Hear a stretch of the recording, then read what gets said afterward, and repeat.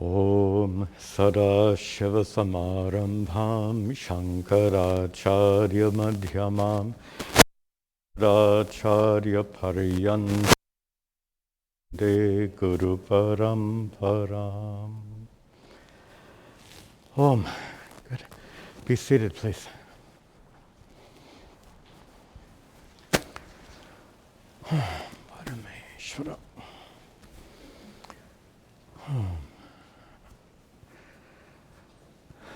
Om Shivaya.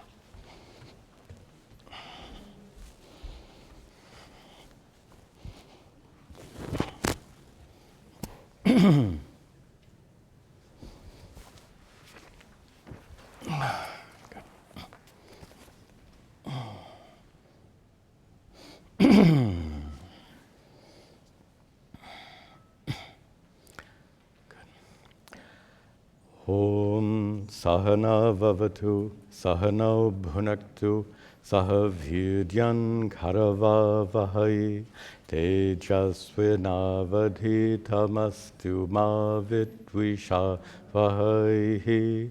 Om Shanti Shanti Shanti. Om. Good. Welcome to you all. Nice.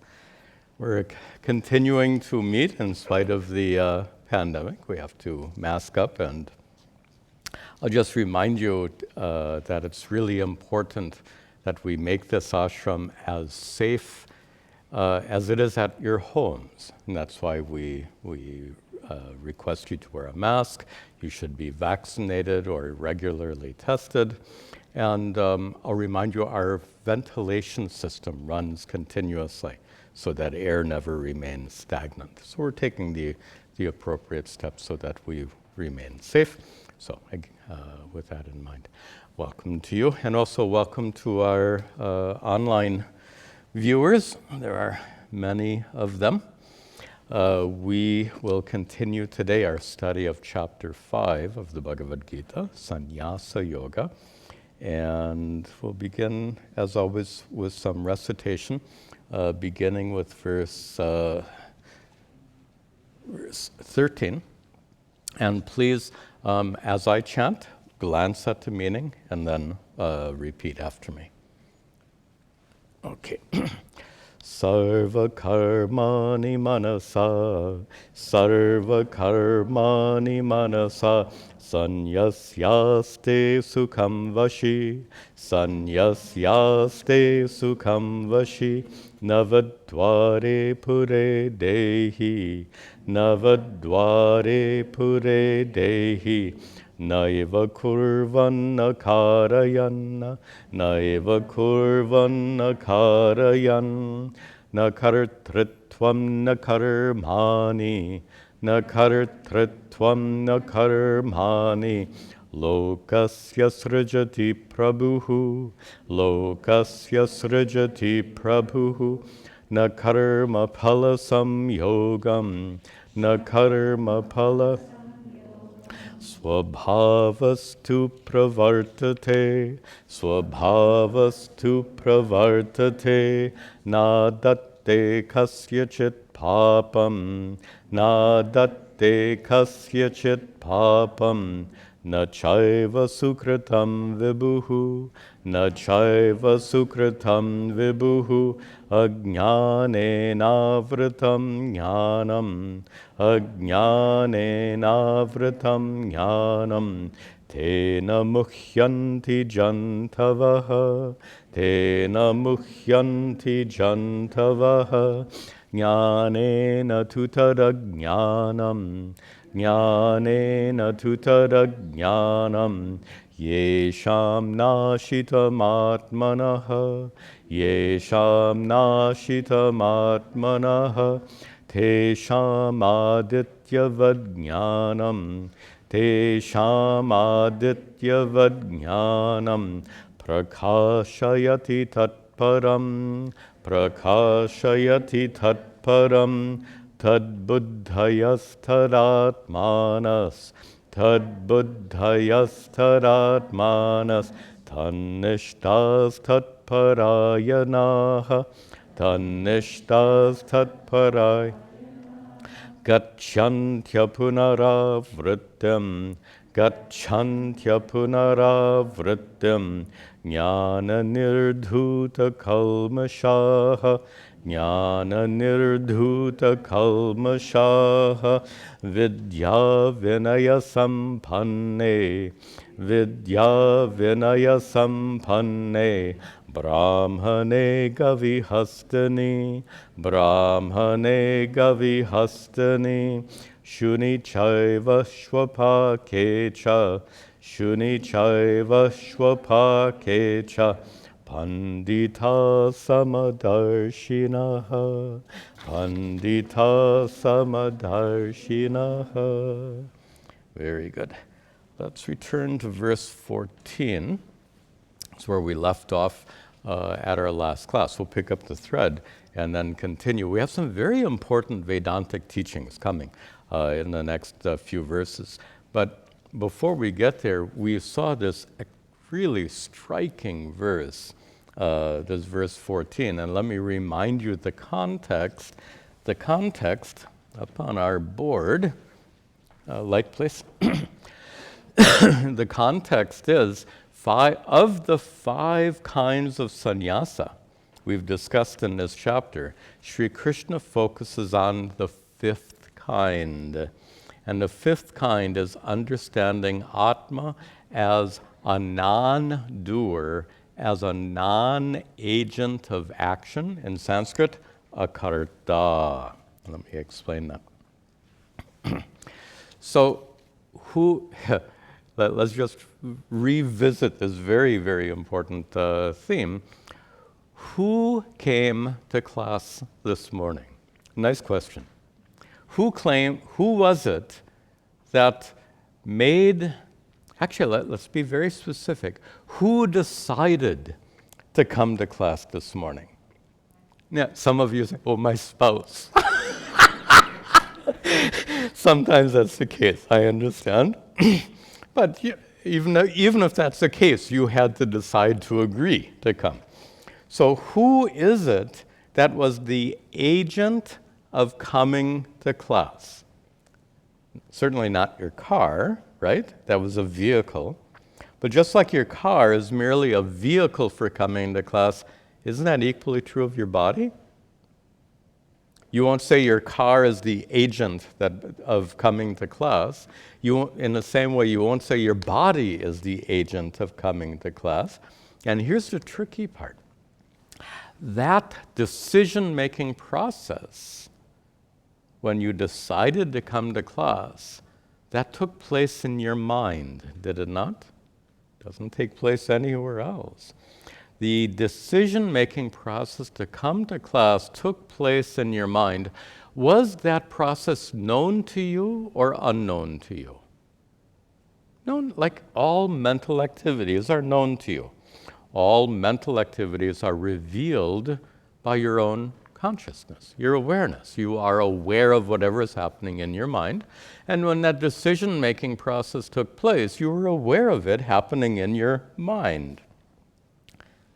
Which means you, the one who was aware of the decision-making process taking place in your mind, you were separate from the decision-making process. You were not the one who decided. The one who decided is in your mind.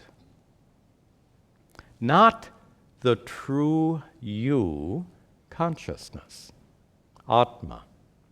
And that's what Sri Krishna is teaching here. Atma, he says, just to see this verse very quickly, in the second line, Prabhu is a word used here for consciousness, your true self, the master of your body and mind. Na srajate does not create, lokasya for people, does not create what? In the first line, kartritvam, agency. Consciousness is not the locus of agency. Consciousness isn't the decision maker. Na karmani, nor does consciousness act. Your body and mind were involved in the action of coming here. Your car was involved in the act of coming here, not consciousness. And in the third line, na karma pala samyogam. So when you do a karma, you get the pala, the result, but the pala of any result comes to the one who did the action. We discussed this at length in a prior class. The agent of action receives the result. So presuming that coming to class is a punya karma, presuming, of course it is. So who gets that good karma? Does your car get the good karma? Your car brought you here? No. Does your body get the good karma? No. Does consciousness get the good karma? Consciousness is not the agent. So who receives that good karma? And we discussed at the very end of the last class that the decision maker in your mind has a name. We'll call it Mr. Ahankara. Mr. because the word ahankara happens to be in a masculine gender. So whether you're female or male, ahankara is a masculine noun. So Mr. Ahankara, we translate it as ego, but I think a better definition is sense of individuality. That sense of being an individual person. The sense, the feeling of being an individual conscious being. That sense of individuality, as we discussed in the last class, is in your mind. And that one is ultimately the agent of action. The one who says, I decided to come to class, is not consciousness. Consciousness doesn't have words and thoughts. Your mind has words and thoughts. But in your mind is not just a computer. In your mind is a thought masquerading as a conscious being. That thought is what we call ahankara. Think about that. Amongst all the thoughts, amongst all the mental activities taking place, there's one unique and peculiar mental activity, a mental activity that says, I'm not a mental activity. I am a conscious being. It's a mental activity masquerading as a conscious being. The mental activity that says, I chose to come to this class. Are you with me? This is it's a very deep topic, and it's a very important Vedantic teaching. Because this is where the confusion of life really has its roots, in that ahankara. So, the one who chose to come to class, the agent of action, is not the car, not the body, not the mind in general, and not consciousness in particular, but rather it's all focused on this ahankara, this agent of action. The ahankara belongs to your mind, and in a broader sense belongs to your sukshma sharira, the entity that survives death and travels on to your next life, and that's how you receive the karma from your prior lives, because that ahankara is part of your sukshma sharira. Okay, now we want to continue into the new topic. And the last line, I didn't have time to explain in detail, so let's see that right now. So the first three lines, Sri Krishna says that the agent of action is not, he says consciousness is not the agent of action, kartra.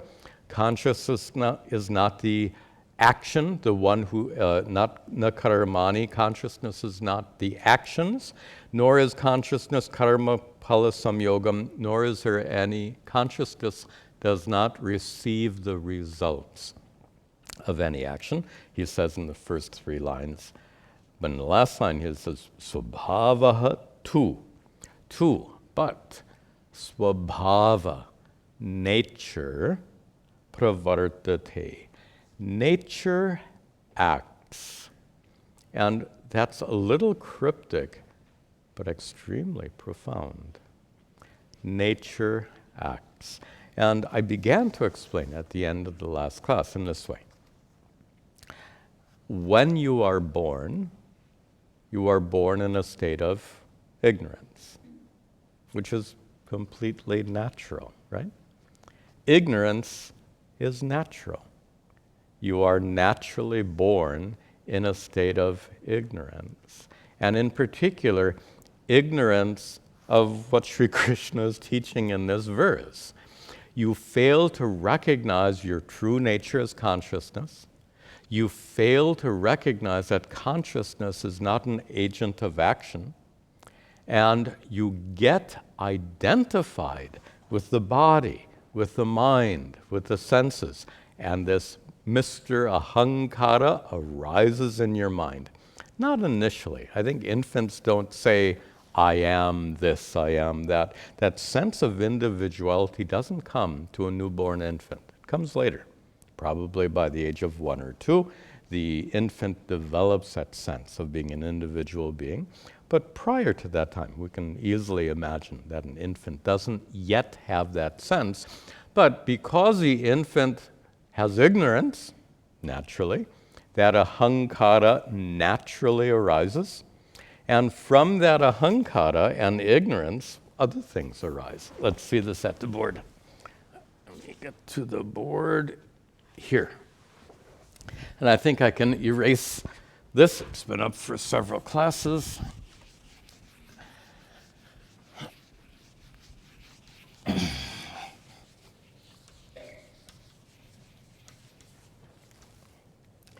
Okay. So, due to ignorance, let me write up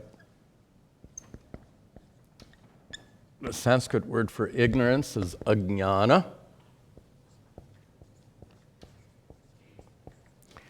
So, due to the infant's inability to recognize itself essentially as pure consciousness, not an agent of action, as the infant grows, identification with the body, mind, and senses naturally comes due to this ignorance. Puja Swami Tadatmananda like to call this self-non-recognition. What a nice term. This ignorance, not ignorance in general, but in particular, self-non-recognition. And so due to that self-non-recognition, the infant grows up identified with body, mind, and senses, and that ahankara naturally arises in the mind by the age of 1 or 2. Certainly by the age of 2, when children learn to say no. So that no from the 2 or 3-year-old is definitely coming from that ahankara, that ego. But then, due to this ignorance, the ignorance from which this identification with body, mind, and senses come, the identification because of which ahankara arises, due to this, what evolves is kama, desire. So the child wants the cookie. The 2-year-old will cry if you don't give the cookie. Or if you try to make the 2-year-old do something it doesn't want to do, the 2-year-old cries and says no. This is desire. They arise in the infant, they're present in childhood, in youth, in adulthood, and even as we age. These desires can persist, and this kama, this desire, leads to karma. So when you have a desire, you act on the desire. The child will ask mom for a cookie, but as we get older, we get more independent, and so we act on our desires. This is nature. We're born ignorant, naturally. Based on our natural ignorance, we're failing to recognize our own innate divinity, if I can use that word, our innate fullness and completeness. Therefore, kama, desires come, being identified with the body and mind. Body and mind have many needs, so naturally kama arises. And when that kama is present, we will act on that kama to perform karma. And the result of doing karma is phala, the fruits of karma, some of which fructify in this life, some of which carry over into the next life. And in the next life, those karma phalas carrying over, and you are born in your next life ignorant. This is what looks like an endless loop, those of you who remember some computer programming. We are all stuck in this natural endless loop. This is a connection to the verse, Svabhavahatu pravartate. Sri Krishna says that nature acts, and this is the cycle through which nature acts, action. And we will come back to this in just a few minutes, add some details. All right. So, that is a pretty elaborate, actually I won't say that's introduction, because we didn't really have a chance to talk about that last line enough.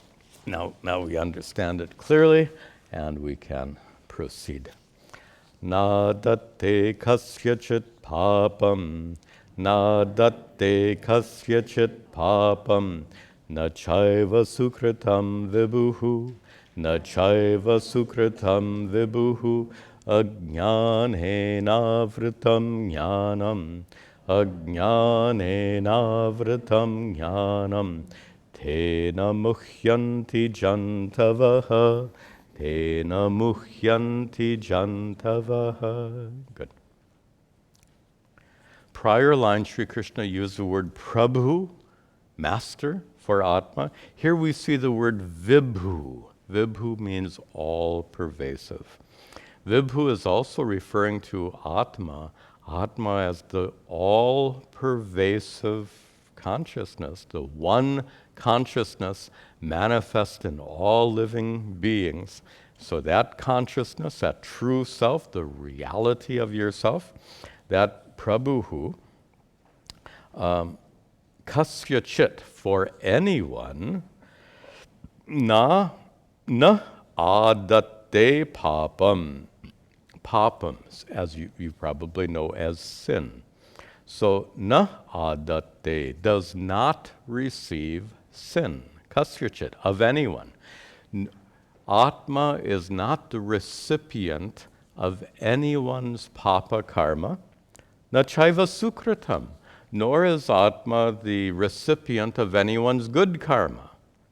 So whatever good karmas or bad karmas you have managed to accumulate in this life and in prior lives, none of it affects your true self-consciousness. Think about it. Karma fructifies.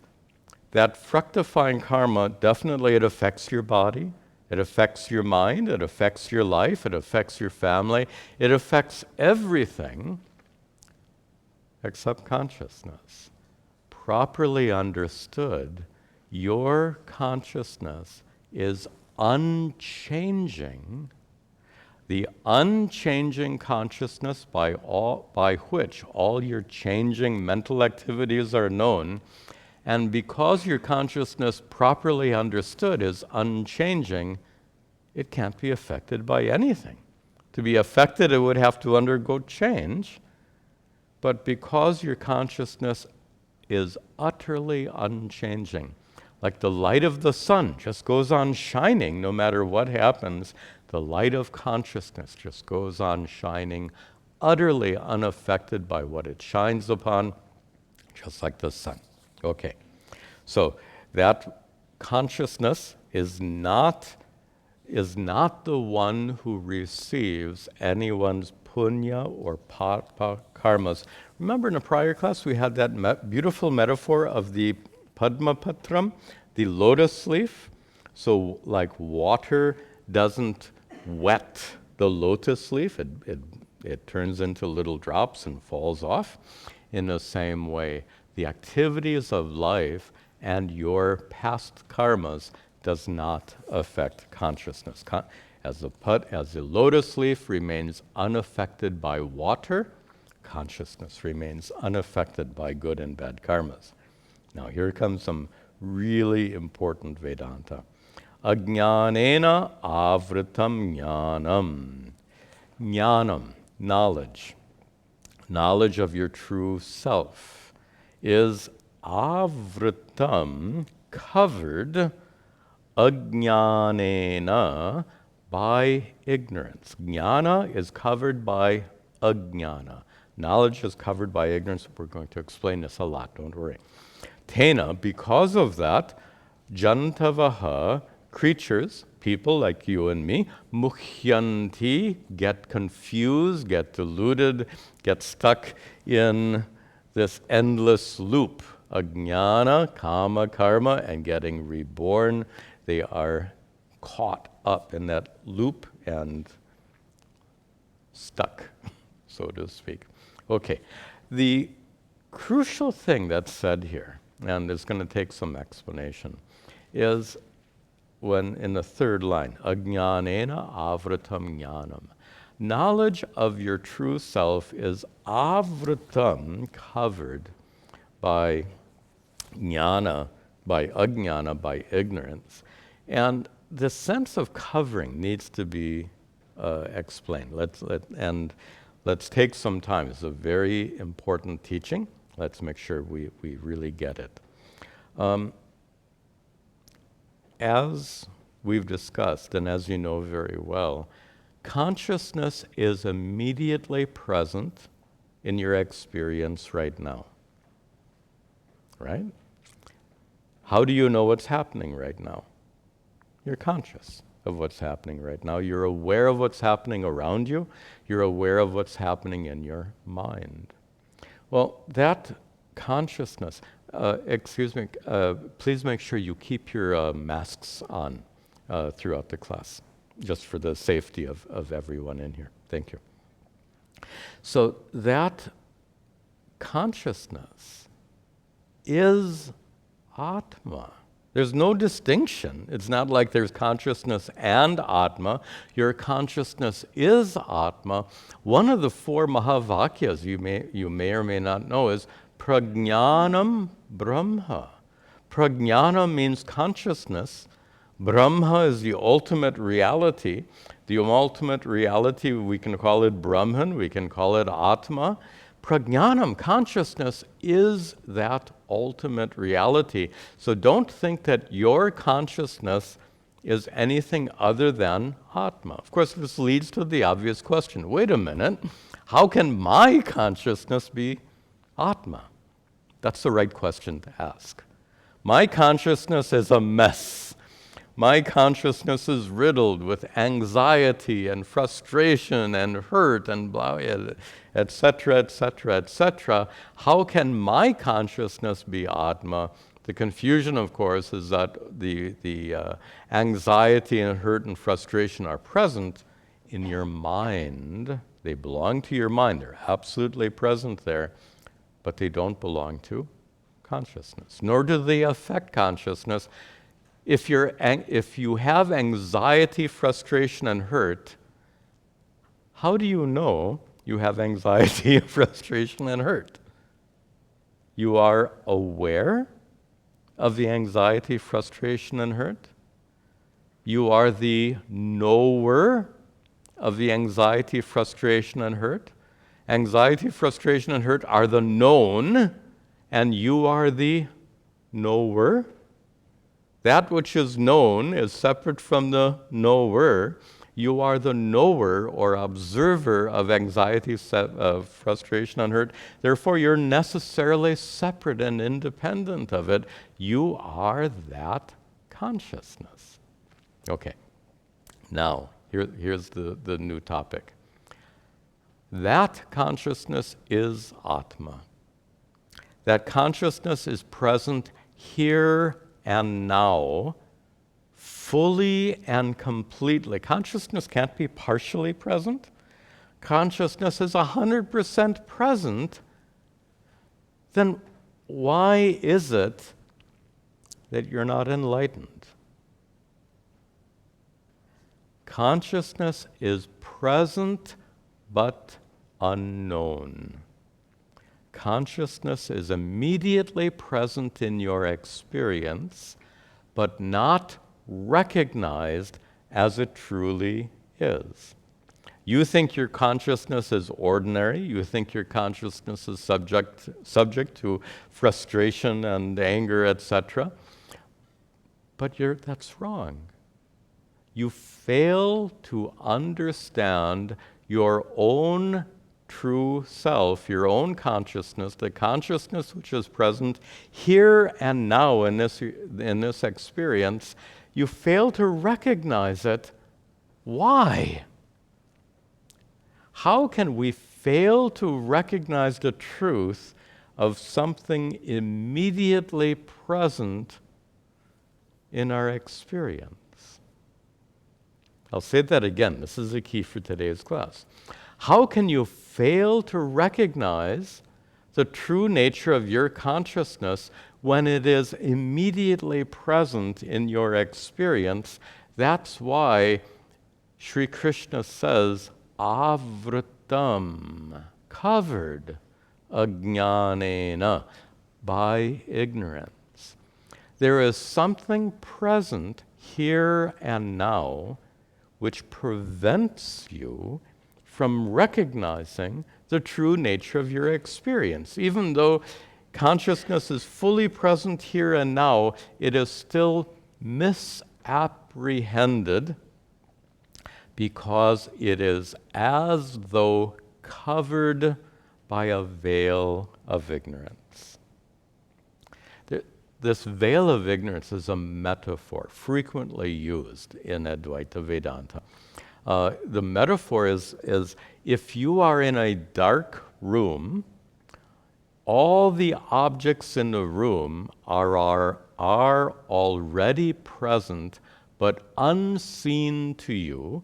Now, in modern times, we say because of the absence of light. That's a conventional modern explanation, which is correct. But the metaphor used in Advaita Vedanta is this, that darkness covers everything in the room. It's a metaphor. We call it a prakriya, a teaching methodology. So everything in the room is covered by a blanket of ignorance, a blanket of darkness, tamas, darkness. Tamas or darkness covers everything in a room until you turn on the light. The light destroys the veil of darkness, revealing whatever is present. And this is a metaphor or a teaching methodology used. So just as a metaphorical blanket of darkness can cover everything in the room until you turn on the light and destroy that blanket of darkness, in the same way, right now, even though consciousness is fully present in your experience, it is avritam, covered by a veil of ignorance, ajnanena. And let me share with you something written by Madhusudana Saraswati, a commentator on the Bhagavad Gita. I'll remind you, I mentioned this long ago when we began this session of the Bhagavad Gita. We've taught it, I think, here at our ashram. We've taught the entire Bhagavad Gita 3 times previously. And in those 3 times, I've used the commentary of Sri Shankaracharya, which is a wonderful and brilliant commentary, an important commentary. Just to make this 4th time through the Bhagavad Gita different, I'm using the commentary of Madhusudana Saraswati, a disciple in the lineage of Shankara.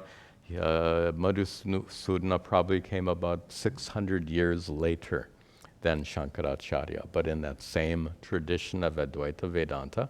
So I'd like to share with you how Madhusudana explains this, ajnanena avritam jnanam, knowledge being covered by ignorance.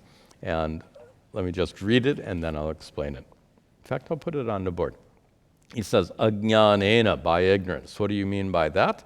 Avadana vikshepa shakti mata mayakyena tamasa. Just a few Sanskrit words which have so much meaning.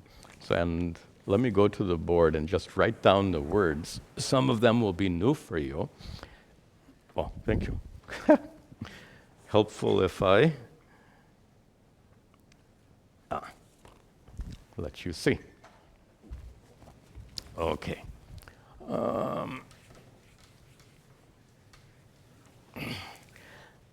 So what is this ajnana? How does Madhusudana Saraswati, and not just him, the whole tradition of Advaita Vedanta has some very profound analysis of the problem. A little bit like doctors have to study pathology, right?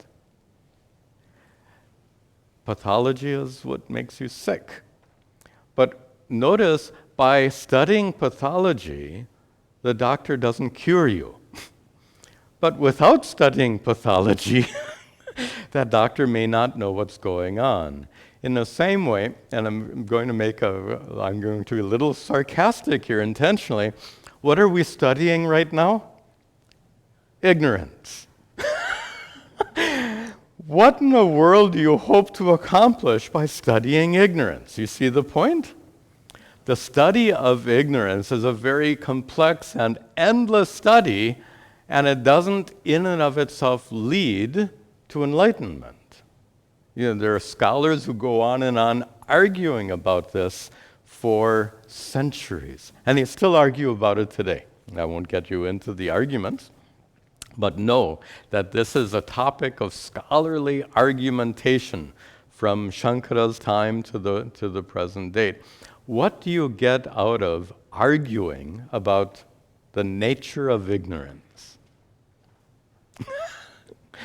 If you inquire, sorry for a bad metaphor, it's like digging around in a garbage basket. If you're digging in a garbage basket, what do you hope to find? You get it? On the other hand, that's the other metaphor. If the doctor fails to understand pathology, the doctor will be missing some key information necessary to cure you. In the same way, if we fail to inquire into the nature of ignorance, we will miss something important to help us recognize an important truth about your true nature. So let us, with that in mind, let's see Madhusudana's definition of ajnana. He used several terms. Avarana,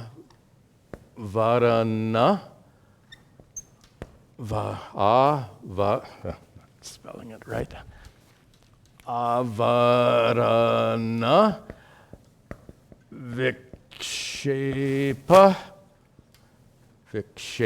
He used the term avarana, vikshepa, shakti mata. That which is possessed of avarana and vikshepa shakti. Shakti you know as power. Has other meanings as well. But here, shakti in the sense of power or capacity. The capacity, ajnana has the capacity of avarana, covering, and vikshepa, projecting.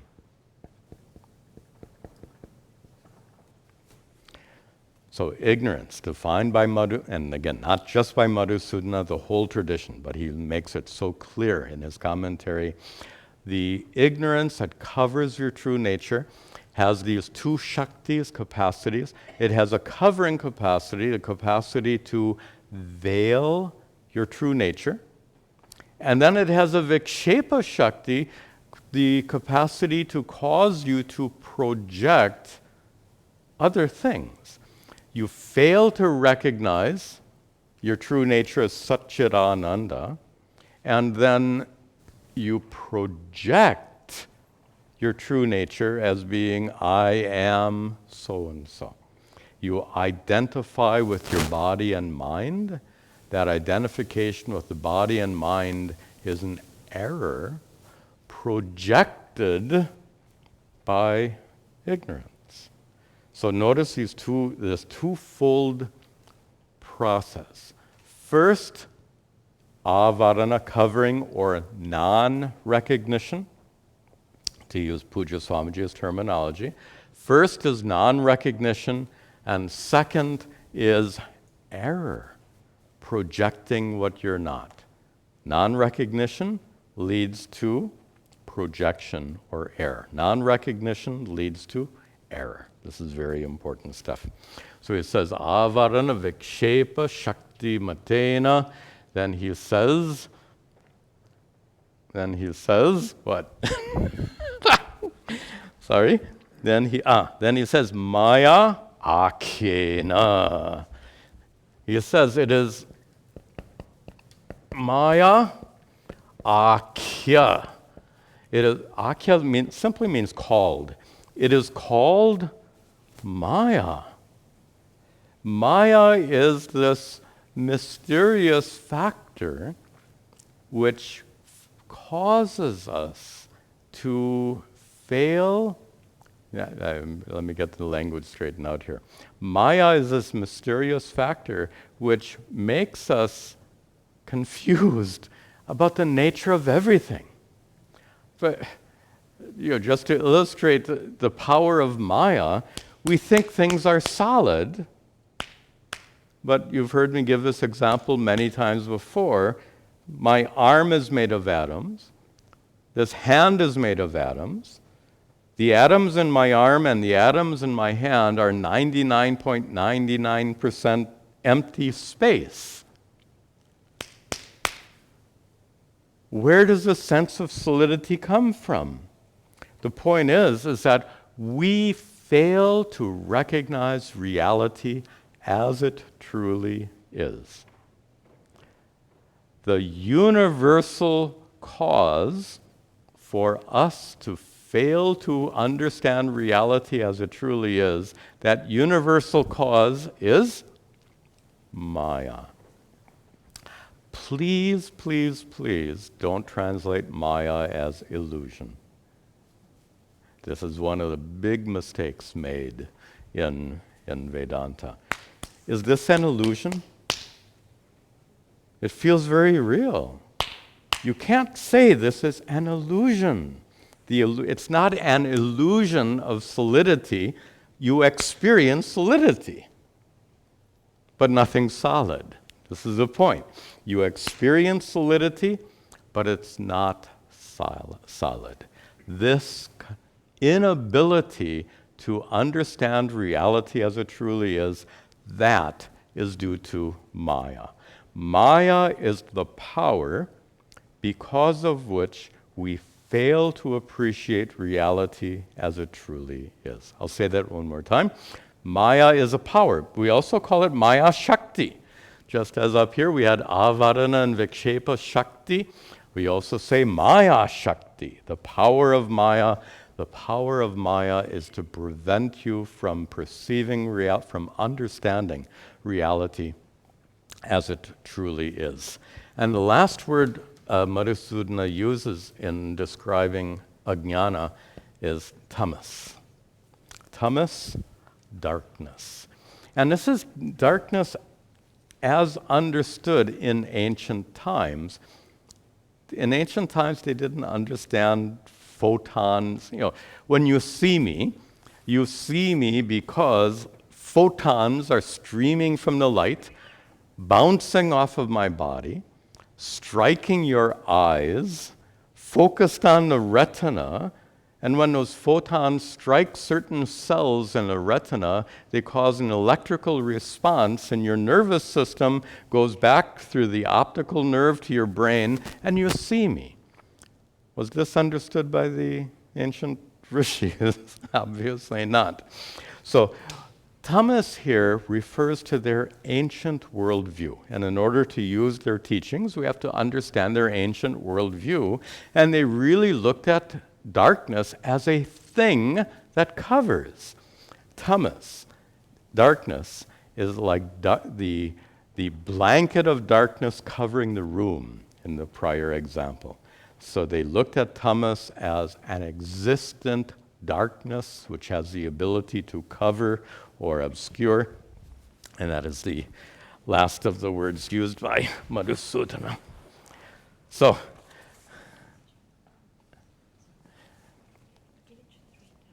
pardon me? Glitched? What did it do? Okay. Okay. The video is still running. My assistant tells me that the video is glitching. It looks like it's running. I will have to test the file later. Thank you. I thought I noticed it glitching. We'll look into that. One advantage of being present here in a lecture hall is I don't glitch.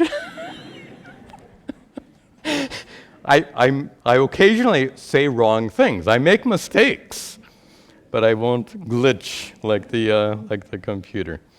Okay. So we've just been through this really profound analysis of ignorance. But as I said, you can study ignorance forever.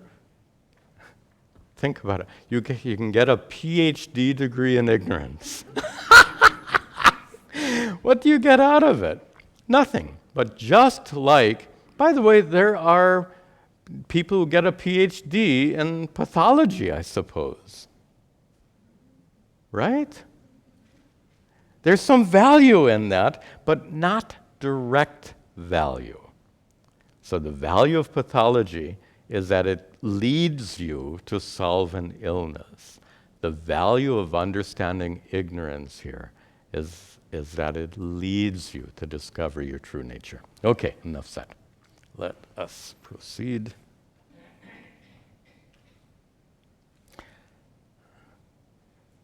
Good. Jnanena tutada jnanam, jnanena tutada jnanam, yesham nashitam atmanaha, yesham nashitam atmanaha, tesham aditya vajnanam, tesham aditya vajnanam, prakashayati tatparam, prakashayati tatparam. With our understanding of ajnana, now we can understand the next verse very simply. He says, Sri Krishna says, jnanena tu, but tat ajnanam, that ignorance. What ignorance? End of the next line, atmanaha. You see at the end of the line? Atmanaha. That ignorance about Atma, that ignorance of your true nature, that ignorance which is due to everything we just discussed, ignorance which is due to the avarana vikshepa shakti, that ignorance which is called maya, that ignorance which is like tamas, a blanket of darkness. So that ignorance is nashitam, in the second line, destroyed. Destroyed how? Jnanena, by ignorance. By ignorance, sorry. I just said I won't glitch, but I will make mistakes. Okay. So that ignorance is destroyed by knowledge. That's so obvious. Ignorance is destroyed by knowledge. But then we're using now their metaphor. Ignorance, like a blanket of darkness, is removed by light. The veil of ignorance is removed by knowledge. This is our understanding. And yesham, for those whose ignorance of Atma is destroyed by knowledge. Who are those? Those, Madhusudana says, those who practice Shravana, Manana, and Nididhyasana. Many of you have heard this teaching before. The the sadhana, the spiritual practice of Vedanta is threefold: Shravana, Manana, Nididhyasana. Shravana is what we're doing now. It is using these teachings to undergo a process of self-inquiry. Shravana literally means listening, but its meaning is so much more than that. A process of self-inquiry guided by these teachings is Shravana. Manana is a process of removing doubts. Doubts is what we remove on, we have satsang tomorrow, question answer time. This is for removing doubts. And so Shravana, Manana, and the final one, Nididhyasana. Nididhyasana we translate as contemplation. Contemplation is a meditative process of gaining assimilation of these teachings. That's not our topic right now. But Madhusudana says, Yesham, those who practice Shravana, Manana, Nididhyasana, for them, the veil of ignorance that covers the already existent Atma is destroyed. A good question for you.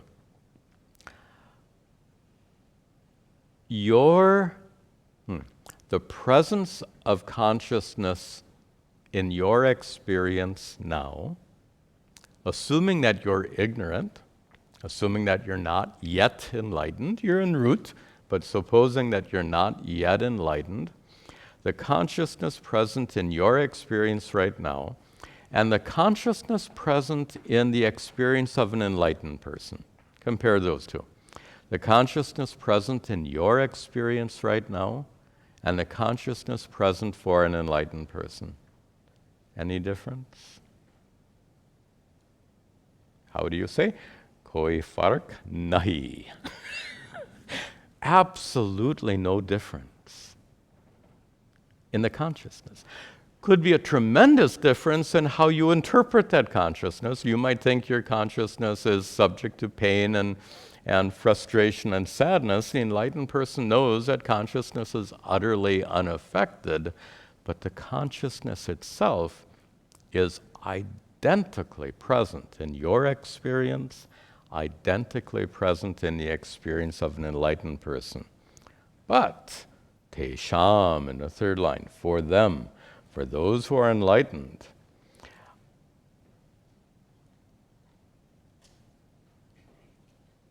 Adityavat jnanam, jnanam, knowledge, Adityavat, like the shining sun, that knowledge prakashayati reveals what?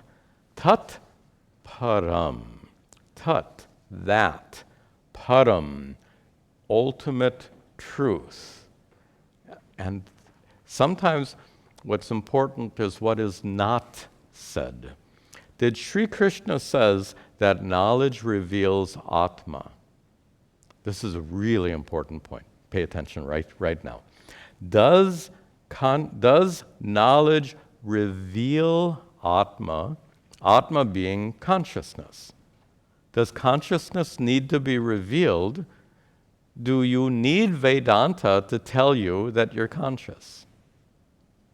We had this discussion at the beginning of the class. Consciousness is already present in your experience, fully present in your experience. This expression we use for consciousness in Sanskrit, the expression is swata siddha, self-established, self-revealing. You don't need Vedanta to know that you're a conscious being. So notice Sri Krishna does not say that knowledge reveals Atma. Knowledge reveals consciousness. He doesn't say that. He says, prakashayati, that knowledge reveals what? Tat param, the ultimate truth.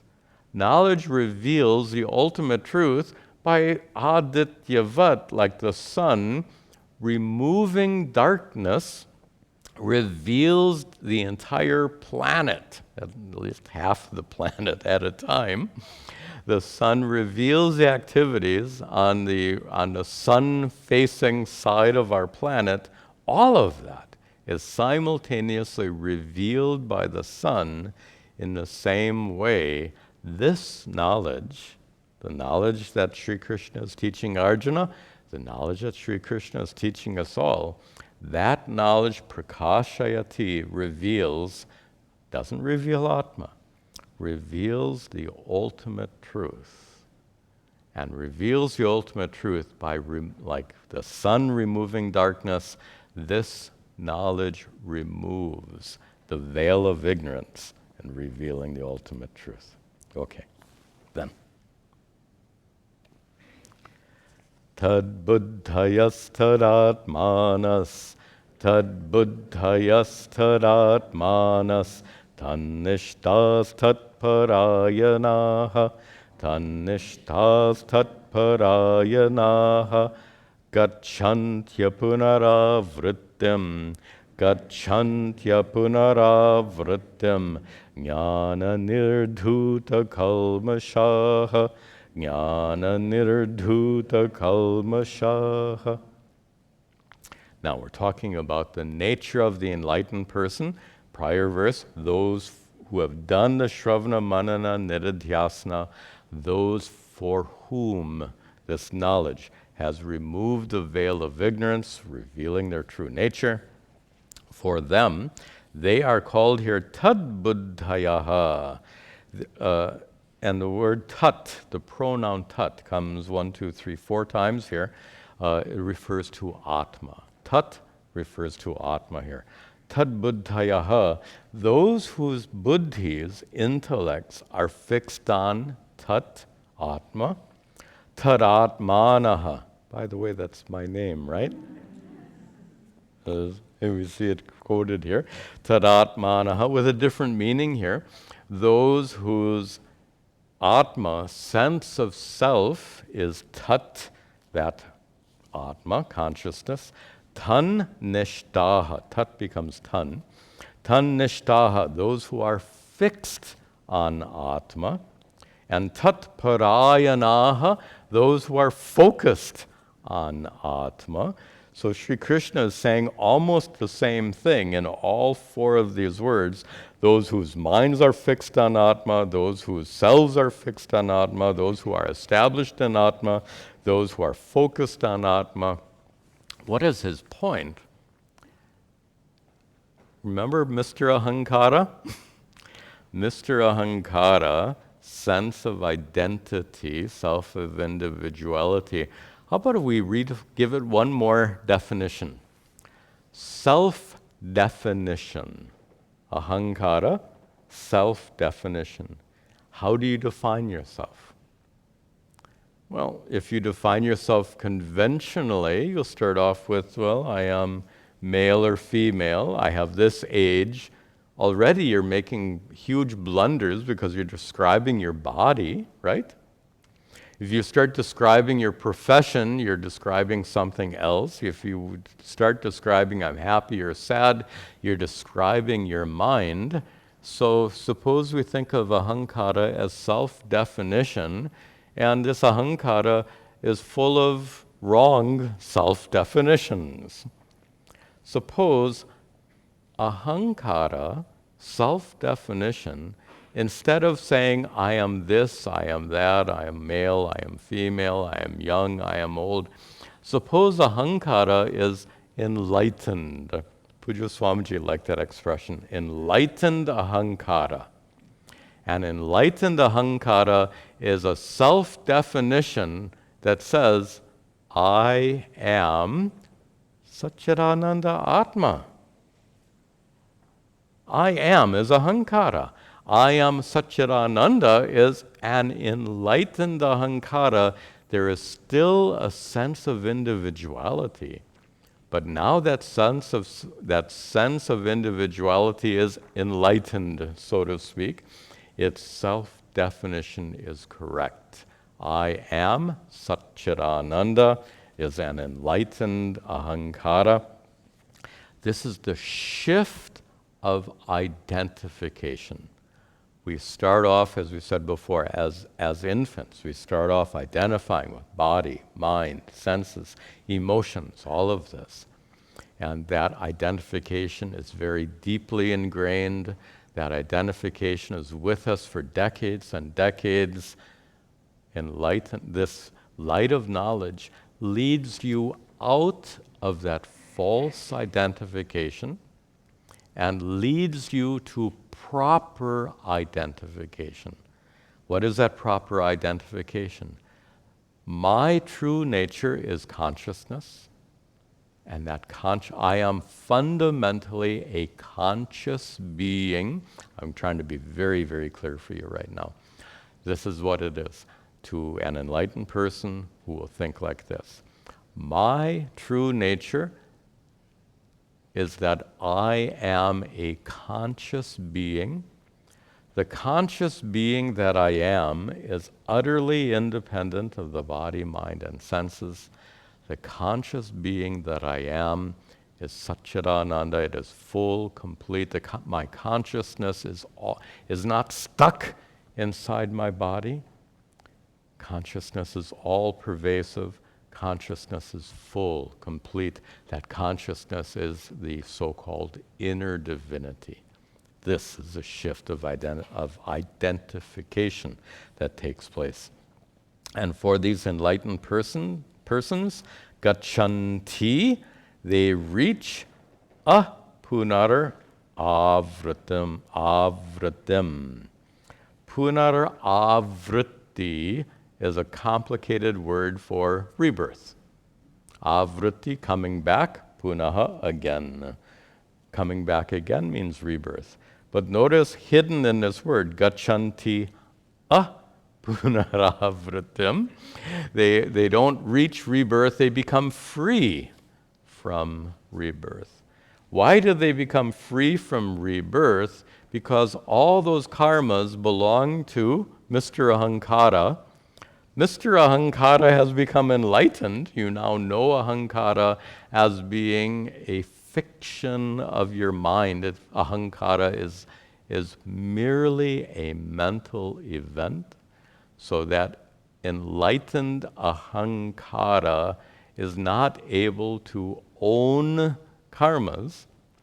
You only get reborn if you own karma. You have this infinite amount of sanchita karma, which belongs to you. As long as you own all of those karmas, you will continually be reborn.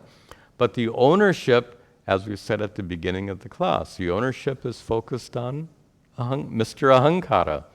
Mr. Ahankara owns all those karmas, and Mr. Ahankara has been, they use a metaphor. Dagda bija ahankara.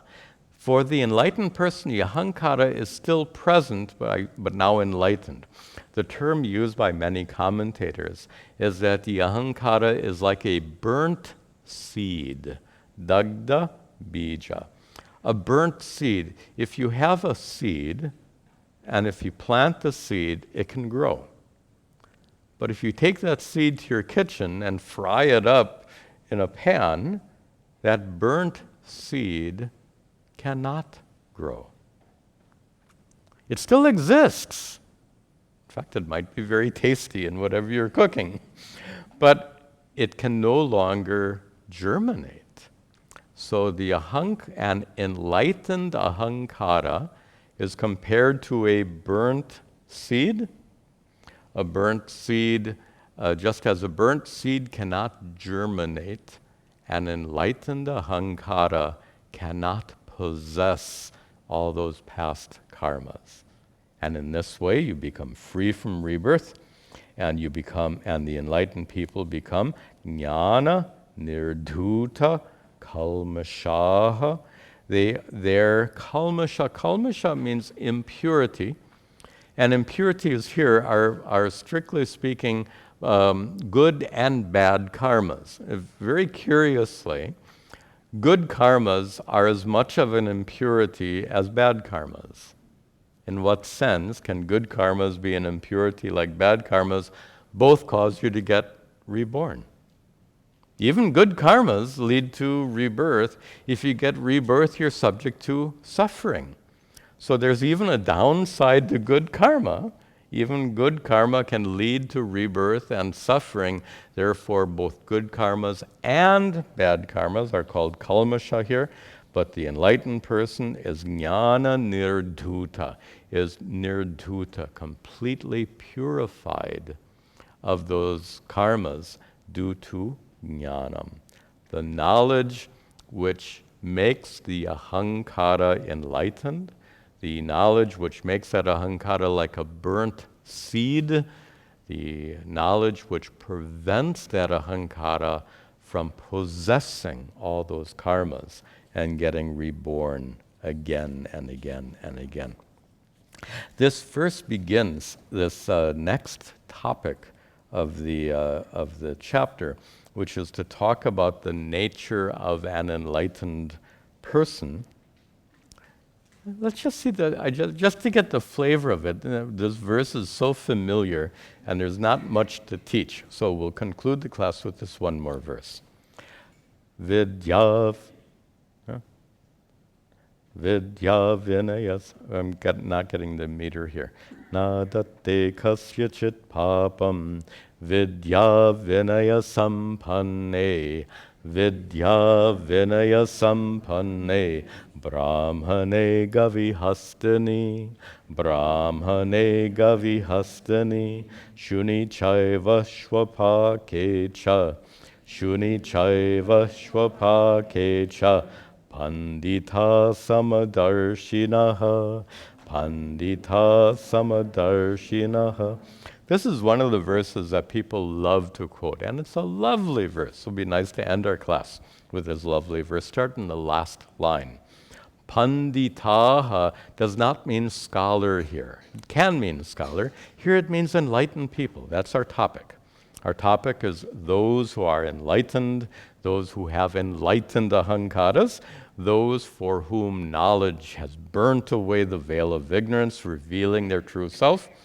Well, when you discover that your true nature is Satchidananda Atma, when you consider other people, won't you consider that what is true about you is equally true about everyone else? If your consciousness is Satchidananda Atma, that means everyone's consciousness is Satchidananda. If your true nature is divine and you discover that, usually we say it as so many words, true nature is divine, nice sound bite as we call it, but suppose you really get it. You discover that about you which is truly divine. With the discovery of your own inner divinity, you must certainly simultaneously appreciate the truth that what is divine in you is present in every single person. Discovering your own inner divinity makes you recognize the inner divinity of all. Sri Krishna calls that in the last line, samadarshi, the ability to see the samatva, the sameness, the ability to see the same inner divinity in all, to see the same Atma in all like whom? Sri Krishna gives some famous examples here.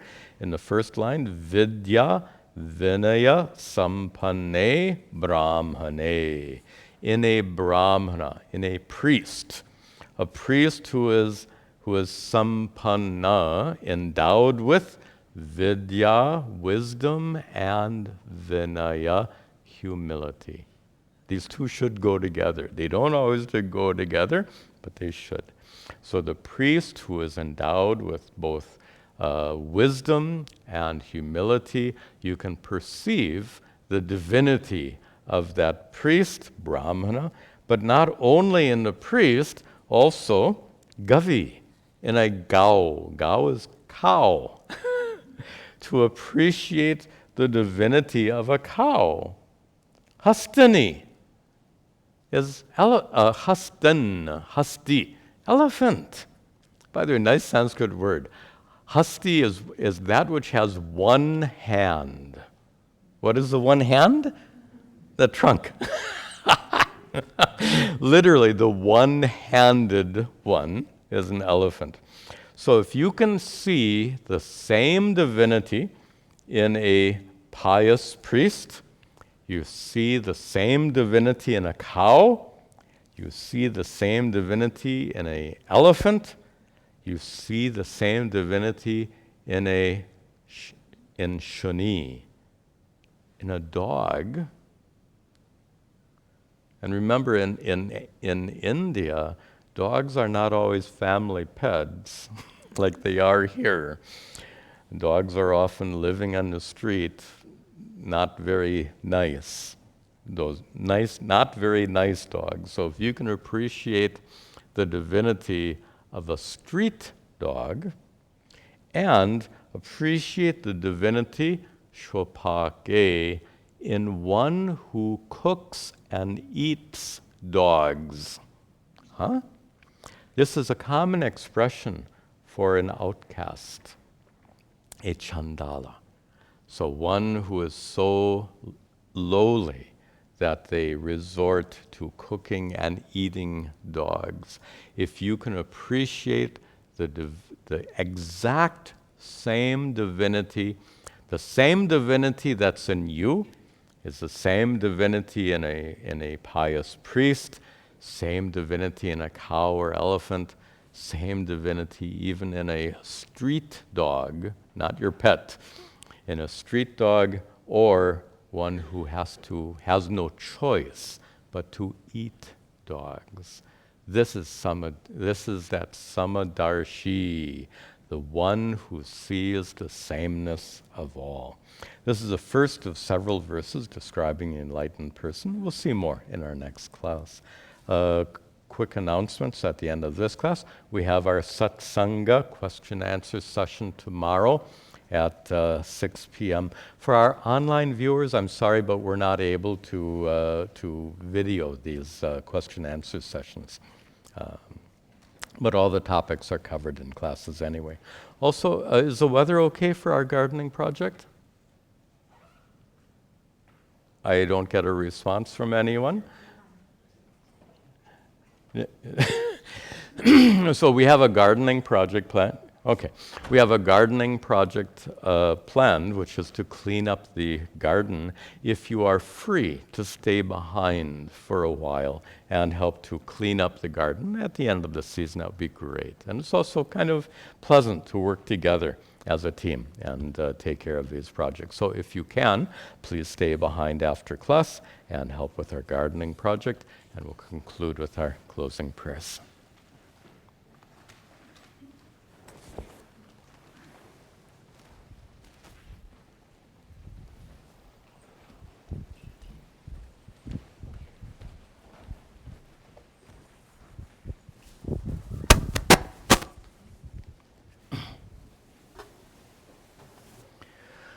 Om Gananahan Tva Ganapatigam Havamahe Kaving Gavinam Upamashravastamam Jeshtarajam Brahmanam Brahmanaspataha Nashrinvan Utabasira Saranam Om Mahaganapataye Namaha Ishvaro Gururhatmeti Murti Bheda Vibhagine Vyomavad Vyapta Dehaya Dakshina Murtaye Namaha Vasudeva Sutam Devam Kamsa Chanuramardanam Devaki Paramhanandam Krishnam Vande Jagadgurum Om Sarve Bhavantu Sukhinaha Sarve Santu Niramayaha Sarve Bhadrani Pashyantu Ma Kaschid Dukkha Bhag Bhavet Asato Ma Sadgamaya Tamaso Ma Jyotirgamaya Mrityor Ma Amritangamaya Om Shanti Shanti Shanti. Om Tat Sat. Om.